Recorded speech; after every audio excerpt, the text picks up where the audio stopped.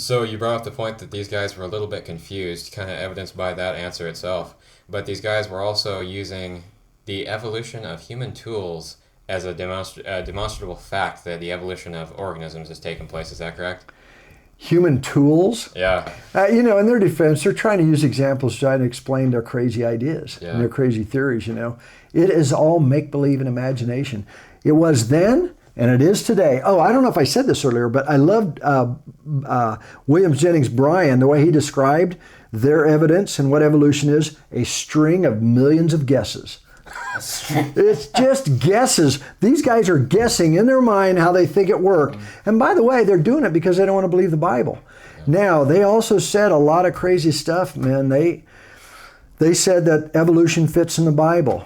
They said that us as fundamental Christians, we're simple-minded if we don't think evolution fits. I mean, they said some really radical stuff and pretty offensive in a lot of ways to fundamental Christians that believe in the literal word of the Bible, that the first word of the Bible in Genesis, in the beginning God created the heavens and the earth, to the very last word of the Bible is all true. It's all truth.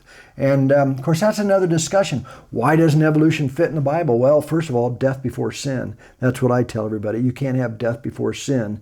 And evolution is just a picture book of all this death up to Adam. And God wouldn't have called that very good, right, in Genesis. Anyway, you can't have death before sin. We know death started with Adam's sin. So anyway, all imagination, all speculation, a string of guesses. So let's get into more of the evidence, if you want to, that they had. And we want to make sure that your audience understands that evolution, it's not even a theory in my book, but it was make-believe back then. It's make-believe today. There is no evidence for it.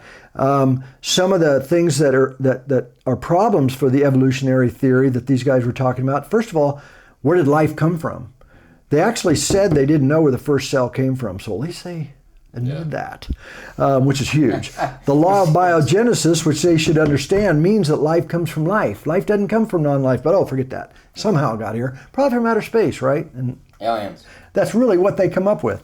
But also, evolution needs new information all the time to grow, and there's not a process there. Some mutations, can be beneficial, but we're talking about trillions and trillions and trillions of mutations or changes in DNA to get from a cell to you and me. And there's not even enough time with 13.5 billion years in the universe age for that to happen. So, and most of the time, we all understand mutations are beneficial. I had cancer.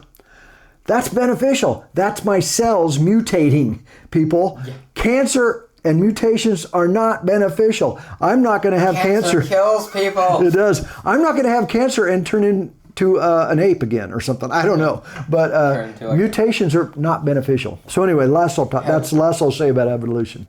So do homologous structures really prove common ancestry between animals?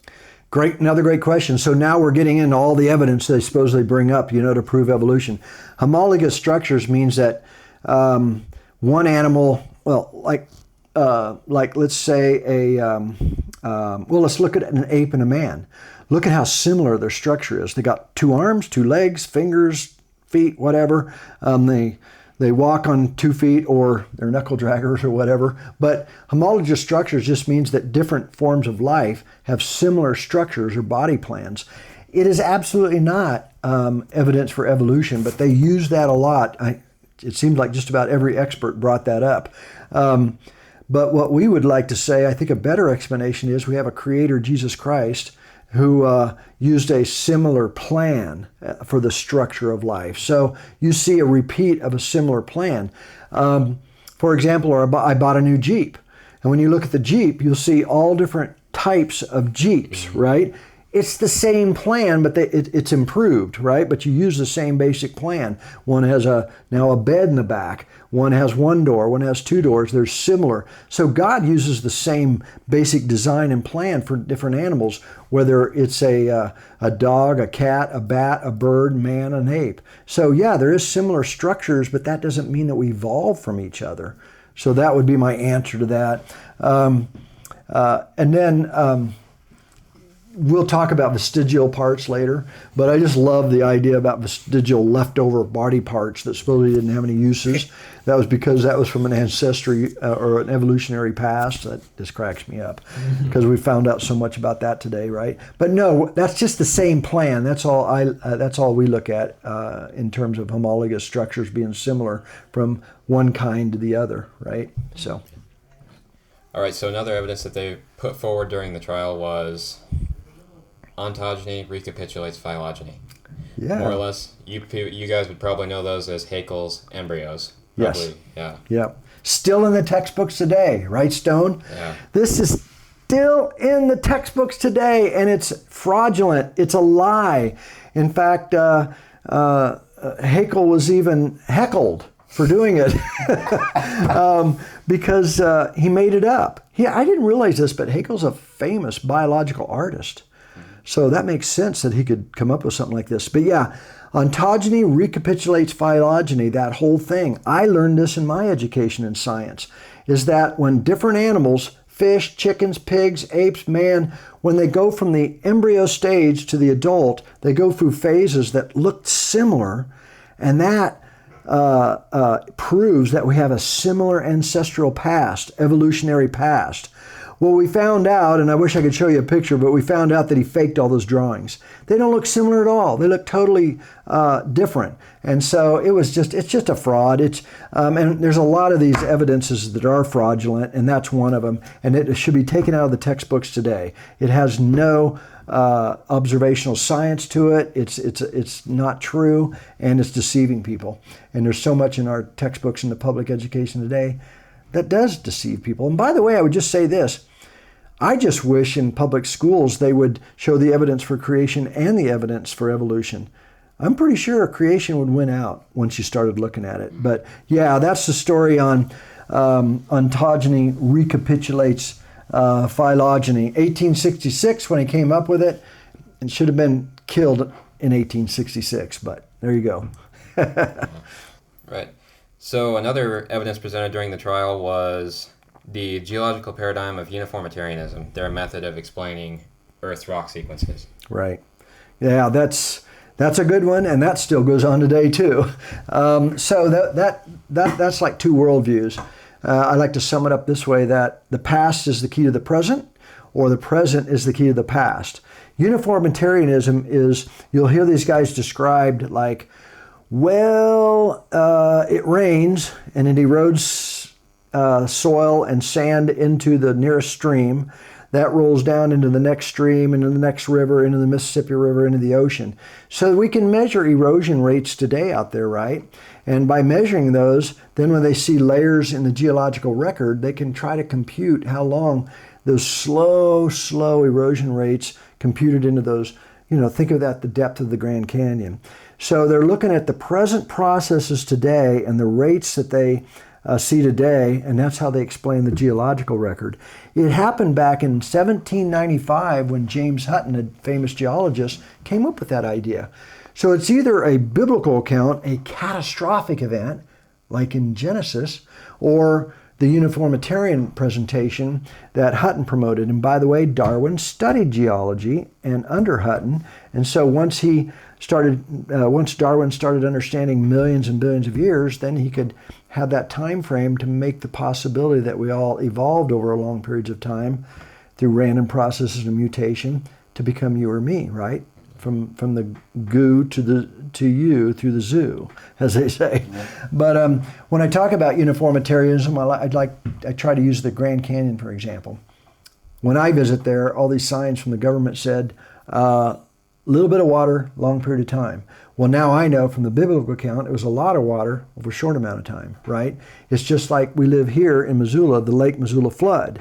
When you see what happened when the Lake Missoula flood ice dam broke, you can see what happened to the Pacific Ocean. A massive catastrophic event. We can study what happened there in the Grand Canyon and other places around the world to come up with the idea it was either a catastrophic event, like the Bible says, or a slow process to get where we're at. So that's what uniformitarianism was. There's a lot of things against that idea.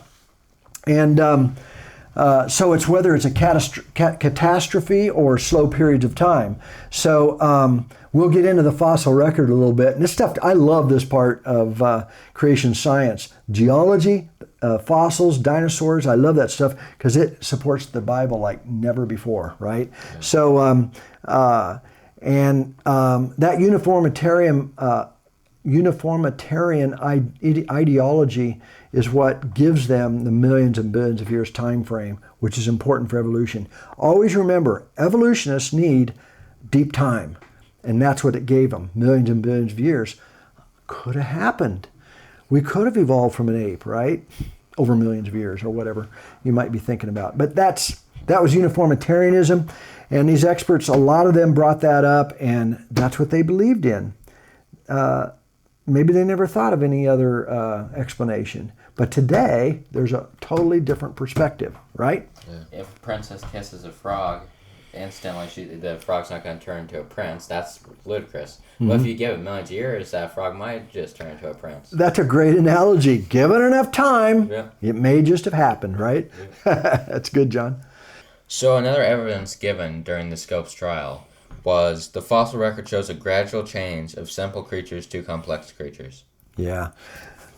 Go figure, right? The geological record, that picture you see of all those layers and the fossils in all those layers, that proves evolution, right?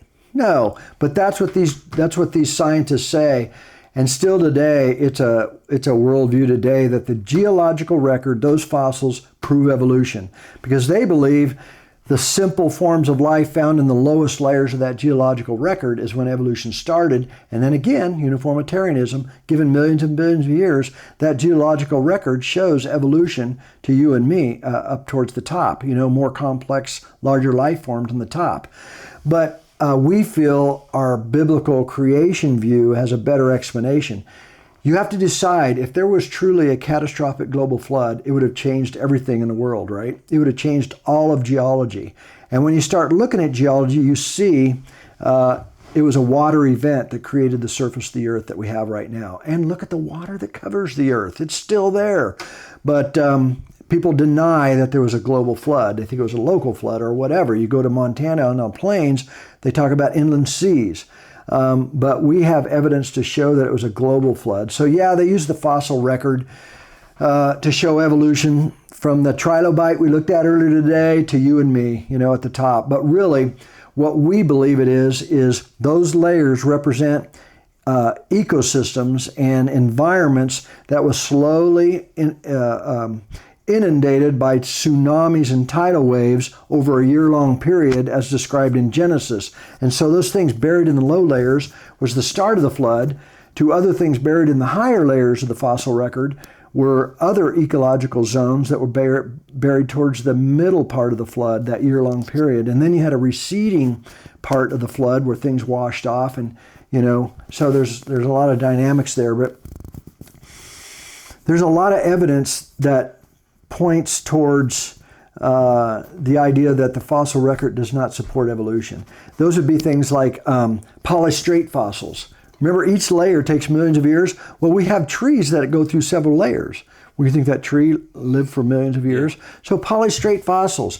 Living fossils. You'll find fossils in some of those layers that the fossils of the animal there is just like the living organism today, and they haven't changed over millions of billions of years. So you have living fossils. Dr. Clary from ICR has done some wonderful work with cores across the continents, and he showed that there are sedimentary layers, rock deposited by water, that stretch clear over all the continents. And sometimes that same sedimentary layer might be on another continent. Now, what in the world could spread a sedimentary layer of the entire North American continent and then over other continents at the same time, same level, right? Same depth, same consistency. That's evidence for a global flood, not uniformitarianism creating that geological or fossil record. At the bottom of the fossil record, we see what's called the Cambrian explosion. Everything shows up at once. You don't see any transitional forms from one layer to the other, where you see intermediate forms of one major kind evolving into another. Guys, if we're talking about millions and millions of years of mutations and changes, you should see a whole record of death and transitional forms in all those layers. They're not there. There's no transitional forms in all those different layers. So the geological record and the fossil record, we feel like the Bible explains much better. And the evidence is pointing towards that, right?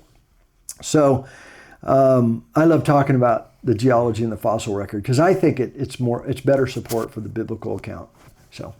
So during the trial, they presented evidence showing humans can select animals through selective breeding. Henceforth, nature can do the same thing through natural selection. So, and it's something like that. That's exactly right. That's a good description, John. So you'll see a lot of the professors and experts presented just what you said, that one of them, I'd have to read the quotes, but one of the professors even said that geneticists have basically proven the method and proven that evolution exists because you can breed variations of different kinds. That doesn't prove evolution. Remember how we defined evolution. One cell adding information over millions of years to you and me.